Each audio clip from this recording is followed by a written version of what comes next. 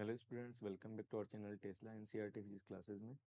आज हम क्लास 11 के चैप्टर नंबर 10 से नेक्स्ट न्यूमेरिकल नंबर 10.7 को सोल्व करने वाले हैं। तो जैसा कि सामने क्वेश्चन में दिया गया है कि किसी बड़े स्टील के पहिए को उसी पदार्थ की किसी दूरी पर बैठाना है। 27 डिग्री सेंटीमीटर दूरी का जो व्यास है वो 8.70 सेंटीमीटर दिया गया है। और इस पर जो पहिया चढ़ाना है या पहिया बैठाना है उसका पहिए का केंद्रीय छिद्र का जो व्यास है वो 8.69 सेंटीमीटर दिया गया है।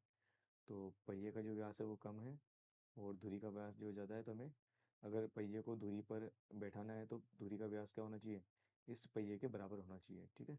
सूखी बर्फ द्वारा धुरी को ठंडा किया गया है और तो इसका टेम्परेचर चेंज करके धुरी का हम उसका व्यास में कमी करके और पहिए को इस धुरी पर बैठाना चाह रहे हैं।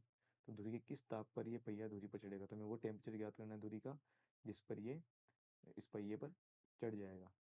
सॉरी, ये जो पहिया है वो धुरी पर चढ़ जाएगा। ये मान लीजिए कि आवश्यक ताप परिसर में स्टील का जो रेखीय प्रसार गुणांक है, तो अपने जो टेम्परेचर दिया गया है और जहाँ तक ये टेम्परेचर हमें कम करना है वहाँ तक के लिए जो रेखीय प्रसार गुणांक है स्टील का वो 1.20 इंटू 10⁻⁵ प्रति केल्विन दिया गया है। तो एक बार हमें जो भी डाटा दिए गए उसे हम लिख लेते हैं। एक तो दिया गया हमें प्रारंभिक ताप, तो प्रारंभिक ताप मान लीजिए वो टी नोट है। तो टी नोट का मान हमें दिया गया है वो 27 डिग्री सेंटीग्रेड है। इसे हम केल्विन में कन्वर्ट कर लेते हैं। तो सेंटीग्रेड को केल्विन में कन्वर्ट करने के लिए हम इसमें 273 ऐड करते हैं। तो ये हो जाएगा 300 केल्विन, क्योंकि हमें बताया थीटा केल्विन जो है इसमें कन्वर्ट करना है। तो डिग्री सेंटीग्रेड में जो मान उसमें हमें 273 ऐड करना है। एग्जैक्ट मान के लिए 273.15 भी ऐड कर सकते हैं। हम यहाँ कैलकुलेशन को सिंपल बनाने के लिए थोड़ा 273 यहाँ मान रहे हैं इसको, जो हमें ऐड करना है इसको कन्वर्ट करने के लिए डिग्री सेंटीग्रेड को केल्विन में कन्वर्ट करने के लिए। ठीक है। और दिया गया है धुरी का जो बाहरी व्यास है, धुरी का बाहरी व्यास, बाहरी व्यास से हम डी आउटर डी नोट से जूम कर लेते हैं। ये हमें दिया गया 8.70 सेंटीमीटर दिया गया है। और जो पहिए का केंद्रीय व्यास है, पहिए का केंद्रीय छिद्र का जो व्यास है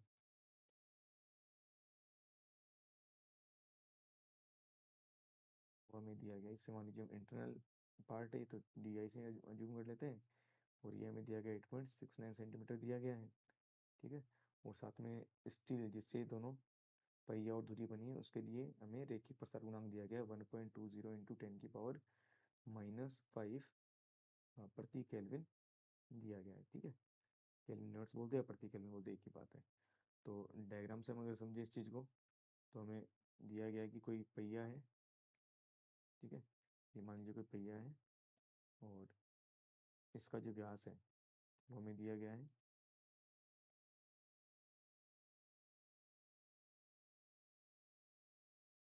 दिया गया है, ये डी नोट है। और जो बाहरी धुरी है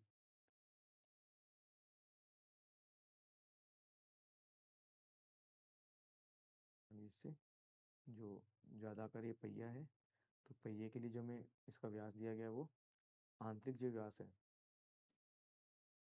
इसको इस तरह हम बना सकते हैं एक बार देखिए।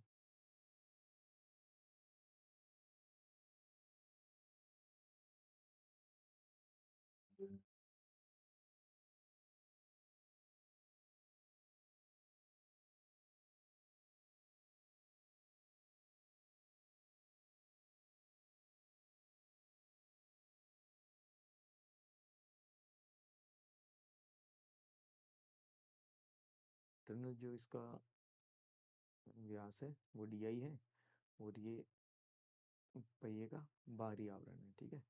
तो अगर इस पहिए को इस दूरी पर हमें एडजस्ट करना है, ठीक है, क्योंकि दूरी का व्यास जो है ज़्यादा है, तो इसको हम थोड़े साइज की बड़ी बनाते हैं ताकि समझ में आए।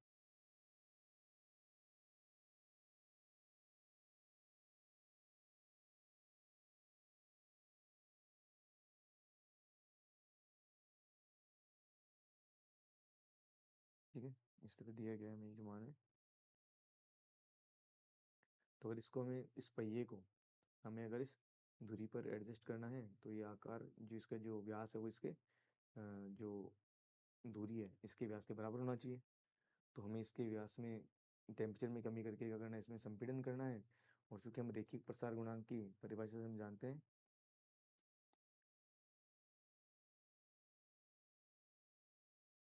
जो लंबाई में चेंज होगा, जो लंबाई होगी अंतिम वो प्रारंभिक लंबाई से किस तरह चेंज होती है, टेम्परेचर पे किस तरह डिपेंड करती है, 1+α डेल्टा टी, जहाँ पर डेल्टा टी क्या है, तापांतर, कितना आपने ताप में चेंज किया है, अल्फा क्या है, वही रैखिक प्रसार गुणांक है जो हमें दिया गया है, और ये प्रारंभिक लंबाई है, और ये जो है अंतिम जो लंबाई होगी टेम्परेचर में चेंज करने के बाद।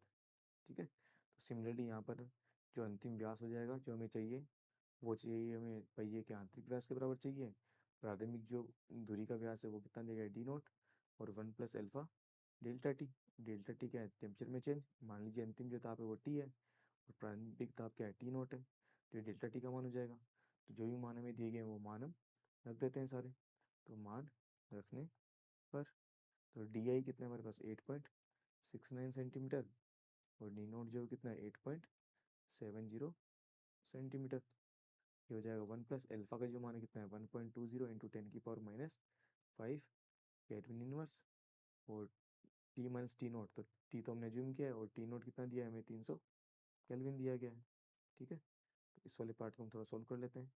देखिए मान क्या आ जाएगा, यहाँ से जो लेफ्ट हैंड पार्ट में सेंटीमीटर सेंटीमीटर से कैंसिल आउट हो जाएगा, इस वाले पार्ट को हम इसके बट्टे में ले जाते हैं, तो ये हो जाएगा 8.69 डिवाइड बाई 8.70, इधर बन जाएगा ये 1, इस वाले पार्ट को हम पहले वाले पार्ट से मल्टीप्लाई करें तो ये बन जाएगा 1.20 इंटू 10⁻⁵ टी मल्टीप्लाई हो जाएगा और मात्रक केल्विन इनवर्स।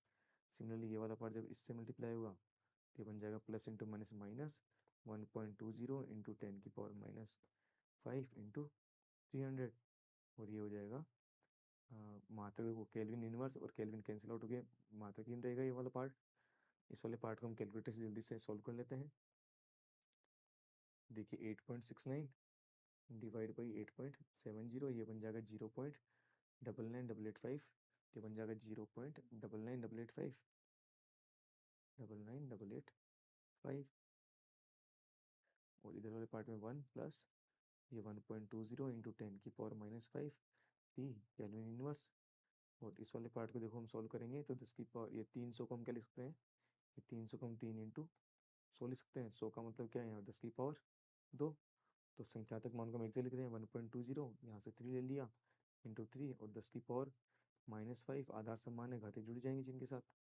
तो अगले वाले स्टेप में थोड़ा इसको और थोड़ा सिंप्लीफाई कर देते हैं, ये हो जाएगा 1 plus 1.20 into 10⁻⁵ T kelvin inverse. ये हो जाएगा सोल्व करने पर 1.2 को हम 3 से मल्टीप्लाई करेंगे तो 1.20 मल्टीप्लाई बाई 3, 3 से मल्टीप्लाई करें 0, 3 दूना 6 और 3 एकम 3, यह जाएगा 3.60, 3.60। आधार समान होने पर घाते जो है ये -5 में से 2 चला गया तो बन गया 10 की पावर माइनस का 3 बच जाएगा ये, और 10 की पावर 3 का मतलब है 3.6 के बटे में 10 की पावर 3, और 10 की पावर 3 मतलब 1000, तो 3.6 में जब हम 1000 का भाग देंगे तो आ जाएगा लगभग 0.00360। तो इस वाले मान को हम यहाँ लिख देंगे, तो देखिए 1 प्लस 1.20 10⁻⁵ टी केल्विन इनवर्स, ये हो जाएगा 0.00360, और लेफ्ट में 0.99885, और इसको और सिंप्लीफाई कर देते हैं। इस वाली टी वाली टर्म के अलावा बाकी सबको हम इधर ले जाएंगे लेफ्ट हैंड पार्ट में, इसको इस वाले पार्ट को हम लेफ्ट हैंड पार्ट में ले जाएंगे, पक्षांतर कर देंगे इनका, तो ये हो जाएगा 0.99885, प्लस का 1 इधर आके माइनस का 1 हो जाएगा, और माइनस का जो वैल्यू 0.00360 है इधर आके प्लस की 0.00360 हो जाएगा, और राइट में बचेगा 1.20 10⁻⁵ कैपिटल टी केल्विन इनवर्स। तो इस वाले पार्ट को हम सॉल्व कर लेते हैं जल्दी से कैलकुलेटर की हेल्प से। तो देखिए क्या मान आएगा, ये हो गया 0.99885, एक सेकेंड, ये हो जाएगा 0.99885 -1 प्लस 0.00360, यह आ जाएगा 0.00245, यह आ जाएगा 0.00245, और राइट हैंड पार्ट में बचेगा हमारे पास 1.20 into 10⁻⁵ capital T kelvin inverse. तो टी के अलावा जो भी पार्ट है इसके अलावा सब इधर ले जाएंगे, ये बटे में चला जाएगा, और केल्विन इनवर्स बटे में जाएगा, ऊपर आगे प्लस का हो जाएगा, तो इसको मैं अगली स्टेप में लिख देता हूँ। तो देखिए क्या रहेगा, ये मेरे पास आ गया 0.00245, इसके बटे में चला जाएगा 1.20 इंटू 10⁻⁻5 है, तो 10⁻⁻5 और डिवाइड में kelvin inverse equal to T. तो ये दोनों जो पार्ट माइनस के ऊपर चले जाएंगे दोनों, और प्लस के चिन्ह हो जाएंगे, घात जो है, तो हो जाएगा 0.00245 डिवाइड में 1.20,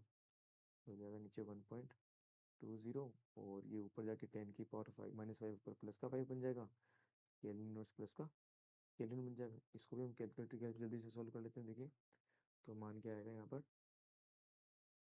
ऊपर है 0.00245 डिवाइड बाई 1.20, ये बना हमारे पास 0.00204।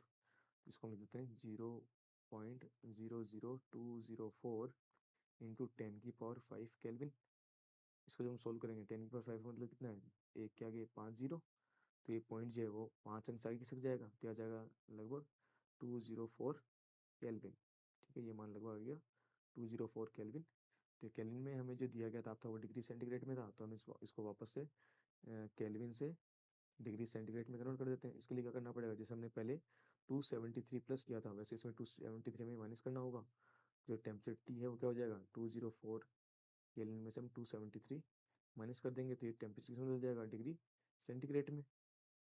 ठीक है, तो यहाँ पर मान जो क्या हो जाएगा, 273 में से हम 204 को अगर घटाएंगे, क्या हो जाएगा, 13 में से 4 क्या 9, अस्सी लिख लीजिए, तो 6 में से 0 क्या तो 6, 69, और मात्रा क्या है, डिग्री सेंटीग्रेड।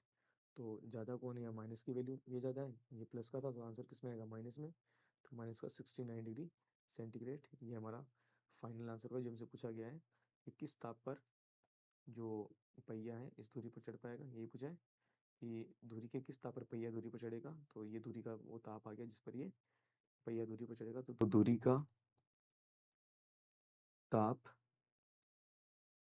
जिस पर पहिया इस पर बैठेगा, तो तापमान क्या हो जाएगा, -69 डिग्री सेंटीग्रेड। ये हमारा फाइनल आंसर होगा। तो आशा करता हूँ आपको न्यूमेरिकल समझ में आया होगा, सॉल्यूशन का मेथड समझ में आया होगा।